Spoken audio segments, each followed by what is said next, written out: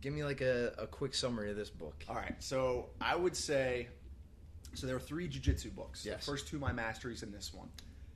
Simple synopsis, I would say this is the... Or not simple, whatever you want. This is the least about jiu-jitsu and the most about life, while simultaneously still using jiu-jitsu as the metaphor to describe all these things. Yeah. So it's basically broken up in 4 parts. Background information, you know, my experiences through jiu-jitsu and how I came to where I am right now.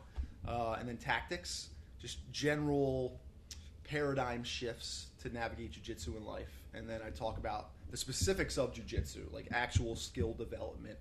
And then the 4th section is on life. And that's all the good stuff, just talking about how we translate what we learn on the mat to be better off the mat. Yeah. What, man, jiu-jitsu is such a good metaphor for life, right? Perfect. It's Perfect. It's awesome. What's the goal with this book? Like, who's your audience? Do you have an audience? Like, when you wrote this, what's the point? So, on the back cover of the book, I think the first sentence says, this is a guide to the sincere jiu-jitsu student. I'd say that's who it's for. Yeah. A sincere student. Because, I mean, you know, you have your own school, and there are different kinds of students. Some are just there. We're not quite sure why they're there, but they keep showing up.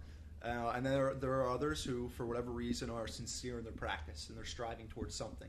I would say this is for them. Someone who is genuinely trying to improve their quality of life. And I think jiu-jitsu, at least for me, has completely, it's given me a life. You know, in hindsight, I recognize that I didn't really have a life until jiu-jitsu. And what I mean by that is, you know, getting so wrapped up in, we talk about the ego, but, you know, you get so wrapped up in the role that you're told to play growing up, and you become this person, and that's not really who you are. You know, it's a socially constructed thing, a role that we play, and jiu-jitsu kind of allowed me to, it shielded me from all of that. You know, the going out to the bars when you're young and in your 20s, you know, I didn't go out to the bar because I wanted to train the next morning. And all of there's so many distractions now with, you know, the Xbox, the PlayStation, and all that. All these new crazy games come out. Those damn kids. I'd rather play jiu-jitsu. Yeah. You know, and that idea. So I think it's not a coincidence that when I started training, that's when I really started reading. I really started writing.